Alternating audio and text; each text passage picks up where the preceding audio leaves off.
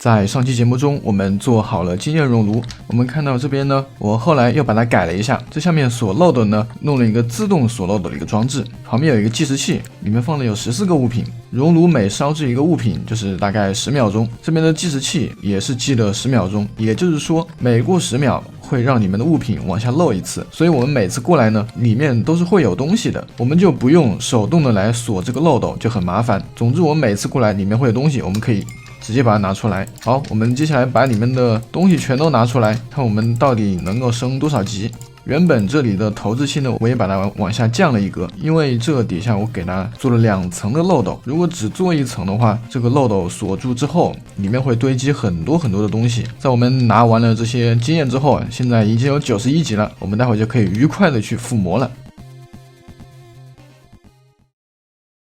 又到了我们欢乐读评论的环节了，我们今天来看一下到底会有哪些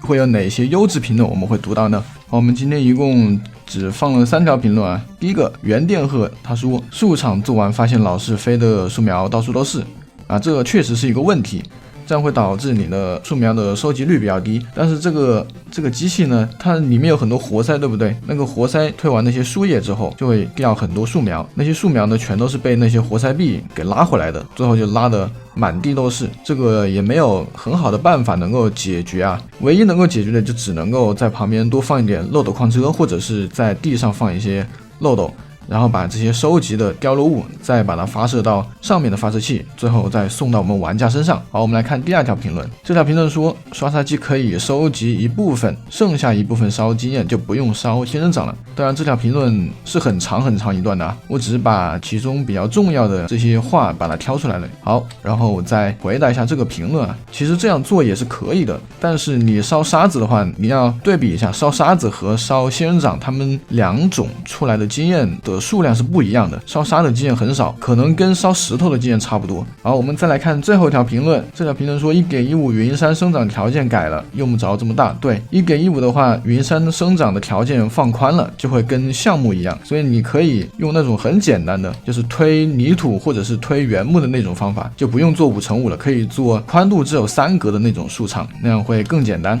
然后这一边呢是最近充电的一些小伙伴，我看到最近有很多小伙伴又给我充电了，所以呢这里再给大家看一下他们的 ID 以及他们充电的数量，我这里也就不念了，因为有很多人，所以你们就看一下就可以了。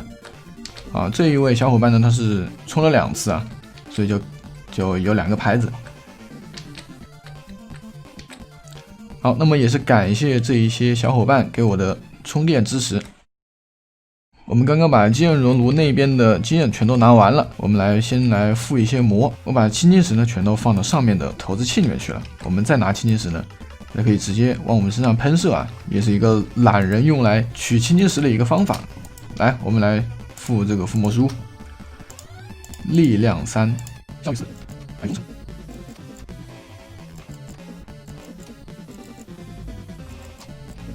我们把等级附完了，还是没有出什么比较好的附魔。目前还缺乏的一个附魔呢，就是深海探索者。我们现在的钻石靴子只有衰落保护，还没有深海探索者，所以在水里面活动的话会有点困难。如今我们的科技已经这么发达了，但是却没有一个可以抵挡怪物的装置。我可不想看到我这么辛辛苦苦做出来的这些设备被苦力怕给炸掉了。所以我们今天要去做一个伪和平装置，让那些怪物再也没法出现在我们眼前。在做伪和平之前呢，我们要先去一个很远的地方，虽然这个地方我也不知道在哪里。我们要从地狱交通里面开一条小路，然后走到远一点的地方。因为这个伪和平装置呢，我们必须要做远一点，不能够我们在路上跑路的时候，然后就加载到了那个地方，那个怪物就会消失，我们的伪和平呢就也会破坏掉。在这之前呢，我已经在刷冰机已经刷了这么多冰块了。我们待会从地狱交通随便往一个方向挖一个隧道，然后打开地狱门，开了地狱门之后去那边观察一下。我们可以用这个灵魂出窍这种功能啊，是这个 Tweak Root 这种功能，我们就可以很轻松的看到地下，可以观察地下有没有刷怪龙。当我们找到了地下刷怪龙之后，我们就可以着手来建造我们的伪和平装置了。好他妈的，我怎么跟黑树大山一样卡到地狱门里面去了？本来还想说去摸地去挖点黑曜石，结果从这边一出来居然卡到这个门里面去了，这什么情况？现在还没有带打火石，这门怎么开呢？我们只能下次再来开了，算了，下次再来开。我们先去弄点黑曜石。如果我们想玩黑曜石的话，来摸地挖还是挺方便的。这边黑曜石，我就不信哪一天我能够把自己的黑曜石全都挖完，这么多 ，What the fuck？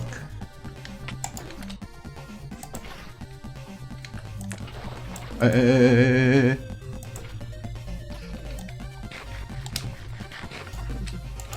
螺旋形黑曜石柱子是不是很有艺术感？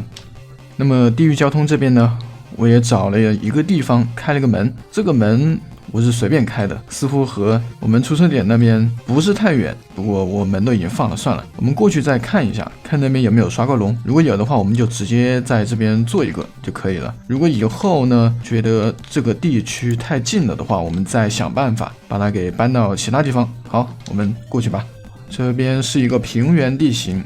现在应该是正中午吧，我们先下去看一下，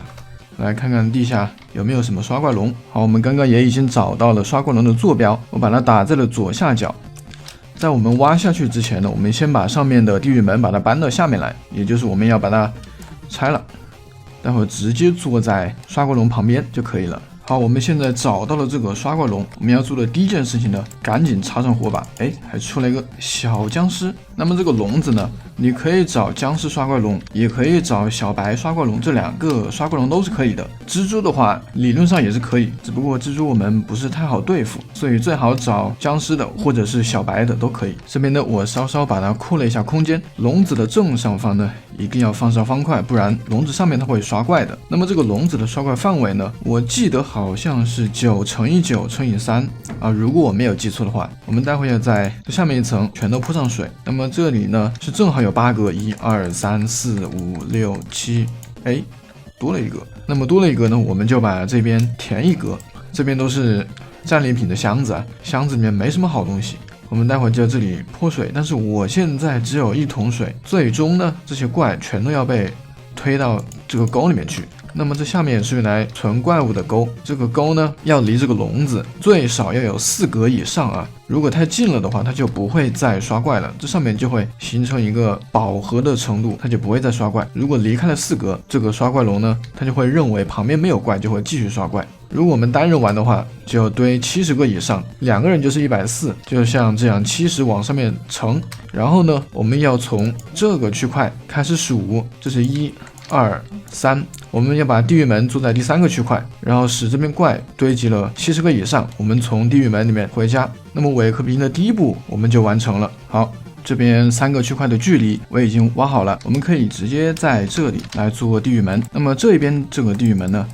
就会自动的连到地狱里面，我们刚刚来的那个门啊，这个大家不用担心这个门会连的不对，由于这一边的距离相差不是很大，所以呢它会连接到那个门。我们过去看一下，这边顺利的就连到了我们刚刚来的这个门。我们从这里进，还是会从地下的那个门出来。如果以后怕这个地狱门会连接的有问题，只需要把地狱的这个门把它的坐标稍微纠正一下，然后对应主世界伪和平的那边的门的坐标，只要对上了，以后就不会出问题。虽然现在不用去对它，问题也不大，除非呢旁边有其他的门有干扰。这边2个门呢是可以正常穿梭的。接下来要小心一点，我们要先把这里上面把它填好。我看我现在还是先进去吧，先进来把这边火把拆掉。好，你这速度可以，刚把这个火把灭掉，它就来了。来泼水，好，剩下的事情就是赶紧溜。好，我们可以把它封起来了。我现在又没有带玻璃，如果带玻璃就把这里全都用玻璃封上。哎，难怪它不刷。那边还有一个火把，我得过去弄一下。来，我们就猥琐一点，直接从墙上啊，从这个墙上挖过去，这样就很安全了。我们最后呢，就只用眼看僵尸从上面掉下来就可以了。好像还是有点问题啊。他如果刷在那个刷怪龙的正后方，有可能推不过来，然后最后让他们全都掉到这里面。如果怕这些僵尸最后窒息而死的话，可以在墙上放上梯子，这样就可以阻止生物之间互相挤压造成的伤害。好，刚刚还忘了说一点，这边的地狱门我们要让它保持加载。那么现在保持区块加载的方法呢，就只有这个地狱门了，不像以前的版本可以通过红石线或者漏斗或者是村庄加载都是可以的。那么现在呢，就只能够往地狱门里面投东西。地狱门投东西呢，你可以复制地毯，然后往里面投，或者像我之前做过的原版生存大作战里面是用的矿车，矿车在地狱门里面反复的穿梭。我这里呢就来个简单粗暴的方法，直接用复制仙人掌大法，跟我昨天做的剑熔炉上面的机器是一样的，也是通过这样的漏斗矿车，使它把上面的掉落物接收到这下面来，最后呢会到投掷器里面去。投掷器里面只要有物品，这里是一个比较器用来检测的，然后有物品就会把投掷器里面的仙人掌投射到地狱门里面去。我们现在到地狱门的对面去看一下。好，这边的掉落物特别多啊，掉到这边来的东西呢，最后要把它给烧掉，把它烧掉。好，我这里又改了一下，这边销毁物品呢，我把它挪到下面去了。它经常会有仙人掌会卡在这个地方，它就不会被烧掉。我在门的框架下面放一个漏斗矿车，这下面呢放了2个漏斗，这个漏斗都是朝着这边投掷器，投掷器呢就是朝火里面把这些仙人掌都发射到火里面。下面还是一样的，有一个检测的，这底下放了一个比较器，这里呢是一个朝上的粘性活塞，会把它往上面推，只要有物品就会发射高频，还是跟这边检测的是一样的，这样就可以把里面的垃圾都给清理掉。好，我现在挂机已经挂了有70多个，我们可以看左上角那个1冒号后面，上面写着76加4， 76呢就表示我眼前有76个实体。那么这个实体呢，不用说，肯定就是僵尸。前面这个僵尸特别的吵，我就不往前面走了。我再强调一遍啊，一定要把怪堆在第1个区块，然后这边第2个区块，地狱门是住在第3个区块。这个区块的位置啊，一定不要找错了，找错了你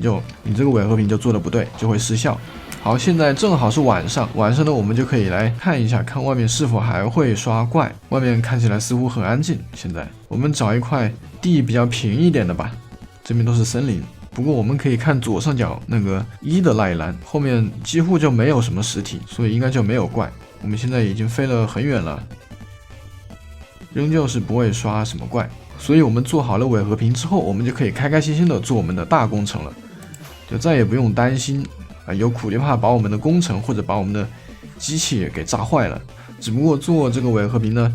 大家一定要注意，要离我们常去的地方要稍微远一点。我做的这个地方呢，我选的这个地方呢，还是有点不太好，因为我没有做那么远。如果你在外面闲逛，一不小心然后逛到你做伪和平的那个地方了，只要一加载到那个区块，那你的怪就会消失，除非你是从地狱门那里进去，就不会有事，因为从地狱门进去，怪物是会保留在那个地方的。好的，那么本期节目呢就到这里了。如果你还对红石方面有哪些问题的话，欢迎来评论区留言讨论。那么感谢大家收看，我们下期再见。